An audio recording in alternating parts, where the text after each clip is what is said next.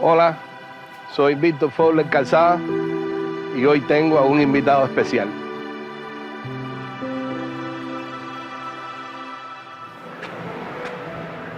¿Socio qué? ¿Sí? Mira, se me ocurre que si vamos a hablar de Fidel y la ciencia, hay que hablar de un salto de fe. Un salto de fe. Y tú vas a explicar qué cosa es un salto de fe. Bueno, para eso estamos aquí, ¿no? Bueno, vamos. Está bueno.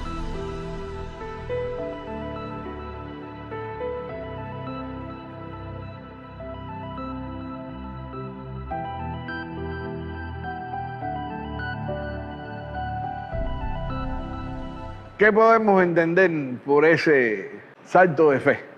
Déjame hacerte una pregunta primero. Empezar con una pregunta. ¿Cómo se desarrolla un país? Fíjate, estamos en el siglo XXI y esta pregunta parece que es una pregunta para hacerse todos los días.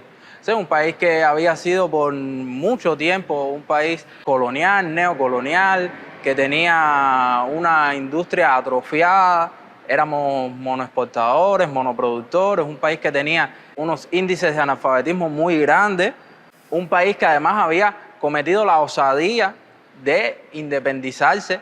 Y entonces, casi que un año después prácticamente del triunfo de la revolución, llega Fidel y dice delante de un auditorio que el futuro de la patria tenía que ser un futuro de hombres de ciencia. Fidel no estaba loco, Fidel no era un mago, Fidel tenía fe. Fe que venía de todo un análisis previo. Fíjate que en el alegato de la historia Malsobera, prácticamente todos los problemas que identifica Fidel con la sociedad de funcionamiento de Cuba tienen que ver con la ciencia. El problema de la educación, el problema de la salud, la industrialización, el problema de la tierra. Todos esos problemas tienen que ver con la ciencia. Por eso es que yo digo que la ciencia en Cuba, en el pensamiento de Fidel, es un salto de fe. Primero porque había que dar un salto, precisamente, cualitativo muy grande. Y Fidel entendía que la ciencia en toda su dimensión, no solamente en la dimensión para aumentar las posibilidades productivas, sino en general la ciencia en toda su dimensión como elemento transformador de la sociedad era lo que nos iba a llevar ahí. Y entonces un salto de fe, porque Fidel sí tiene una confianza muy grande. Él lo dice en 1960, antes incluso de palabras a los intelectuales, antes de la campaña de alfabetización. O sea, él lo tenía muy claro. Una manera de mirar fascinante. Estamos acostumbrados siempre a pensar modificación en términos de cultura, es decir, palabras a los intelectuales, modificación en términos de educación, campaña de alfabetización, pero cuando uno analiza las fechas, ¿este discurso de qué fecha es? 15 de enero del 60. 15 de enero del 60, en la Sociedad Cubana de Espeleología. Eso significa que apenas un año después del triunfo de la revolución, ya la proyección del pensamiento de Fidel se mueve en la dirección de que hay que construir un país de ciencia. Eso es totalmente fascinante, es extraordinario. No, y lo que viene después. Vamos, para contarte.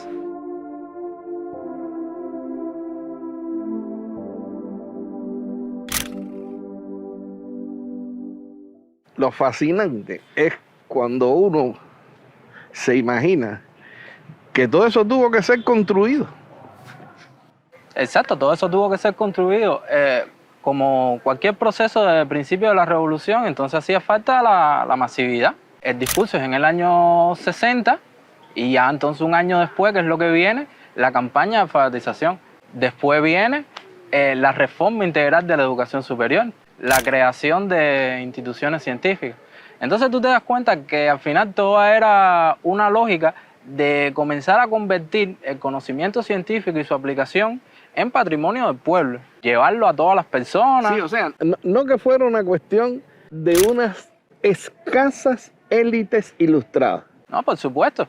Y eso tiene que ver con toda la creación de un nuevo modo de vida en las comunidades del país, porque entonces cuando se está desarrollando toda la industria azucarera de una nueva manera, obviamente también eso bebía de lo que había antes, ¿no? Pero cuando entonces tú empiezas a desarrollar los centrales y empiezas a desarrollar los pueblos alrededor de los centrales, empiezan a insertarse centros de información y documentación científica en esos mismos centrales.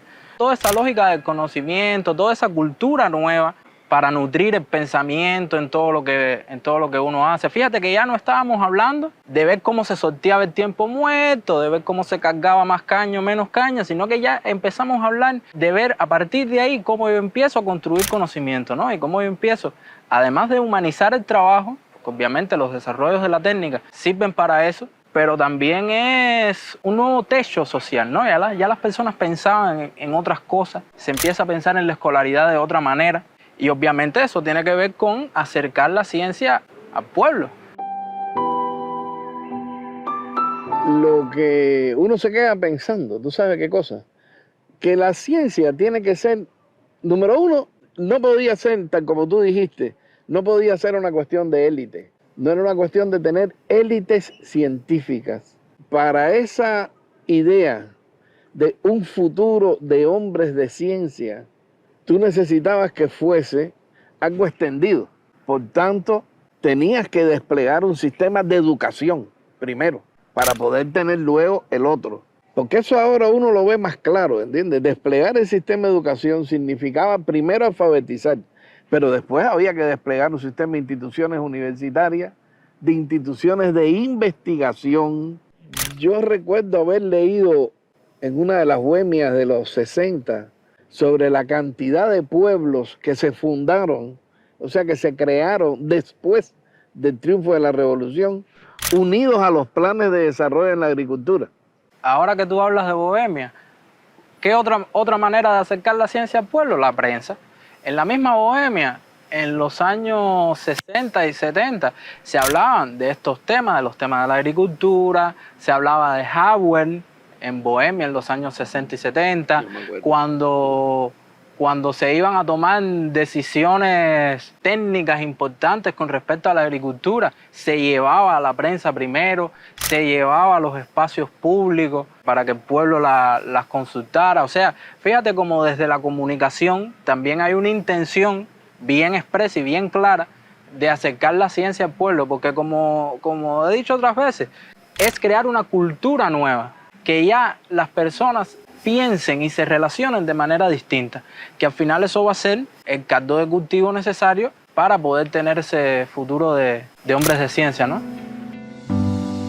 Yo estaba pensando también, cuando uno lo pone todo al mismo tiempo, estaba pensando en lo que fue todo el movimiento de círculos de interés en las escuelas, que eso era de una punta a otra del país, en todos los movimientos de lo que hoy conocemos como brigadas técnicas juveniles, pero también en el estímulo a la creatividad y a la investigación, en definitiva, de contenido científico en los centros de trabajo también. Todo formaba parte del mismo proyecto. Mira, yo me estaba acordando de cuando se funda la Escuela Vocacional Lenin. Fidel da un discurso explicando todas las cosas que iba a tener la escuela. Y es impresionante como iban a tener talleres para montar computadoras, iban a tener granjas para trabajar la agricultura, porque eso también es una cosa importante que siempre estuvo en la concepción de la enseñanza, que es formarse haciendo. Me da pie a hablar del tema de la soberanía tecnológica, porque en todos esos movimientos que tú estabas mencionando y en toda esa concepción que hay en la escuela de formarse haciendo, se potenciaba la creación de productos propios, se potenciaba la creación de soluciones propias. Y realmente si estamos hablando de soberanía tecnológica y estamos hablando de un salto de fe, es una decisión política por todo el despliegue que eso después tuvo. O sea, se hizo una política de ciencia con respecto a la biotecnología, de insertarse en ese campo cuando tú podías contar con los dedos de la mano los países que estaban insertados en ese campo. Él esboza que en ese momento podía decirse que una definición de socialismo era la cooperación entre las instituciones científicas, ¿no? Y eso yo creo que está muy enraizado en el concepto que él tenía de lo que era el socialismo, que necesariamente tenía que ser anticolonial, tenía que ser antiimperialista, tenía que ser latinoamericanista. Y en eso la ciencia se inserta también de una manera muy interesante, porque ¿qué cosa es Médicos y No Bombas? ¿Qué cosa es toda la cooperación científica cubana con el mundo, ¿no? Como una manera de poder vencer esas lógicas norte-sur que hay. Y la lógica de la competencia. Porque fíjate que es cooperación y no competencia. Exactamente. En el año 99, entonces, él decía que Cuba debía insertarse en la lógica global de la ciencia, pero como una manera de compartir y no de excluir. Y eso yo creo que realmente resume mucho todas esas reflexiones, porque en los 90 obviamente se da un punto de giro también en el pensamiento de Fidel con respecto a la sociedad cubana, con respecto al futuro del socialismo y obviamente con respecto a la ciencia. Empezamos a ver la ciencia como una manera de crear una cultura nueva, una manera de crear relaciones nuevas, y no solo en Cuba, sino en el continente, sino en el mundo. Y romper esa lógica de los países subdesarrollados a los que el capitalismo solo les deja las peores industrias, las industrias más sucias, las que más contaminan el medio ambiente. Y eso lo podemos encontrar a principios del siglo XXI en todas las reflexiones y en todas las consideraciones que él hace, donde empieza a tocar todos los temas del ecologismo, y podemos ver que en su visión la ciencia era un puntal fundamental para la consecución y la continuación del modelo socialista cubano. Estamos hablando de una construcción millonaria, de una inversión gigantesca a lo largo del tiempo que necesita ser dirigida con una sabiduría enorme, es decir, un desafío tremendo para un país pequeño como este. Mira, tú decías inversión, y eso es lo que a mí me parece. Yo te decía al principio que Fidel ni estaba loco ni era mago, era una fe basada en la información y en una inversión. Eso fue una inversión social para al final legarnos todo ese sistema. Y un sistema que tenemos que rescatar y que tenemos que perfeccionar. Estamos entrando en una sociedad que está llamada a ser una sociedad del conocimiento, buscar un diálogo entre el conocimiento experto y la sociedad, rescatar a Fidel y potenciar su visión. Hacia el futuro. Ahora, esto para un país pequeño significa en línea directa fortalecer la soberanía tecnológica y fortalecer, a fin de cuentas, la soberanía. La soberanía nacional. La soberanía nacional. Oh, me apretaste. ¿What? No, está bueno, te quedó bien eso.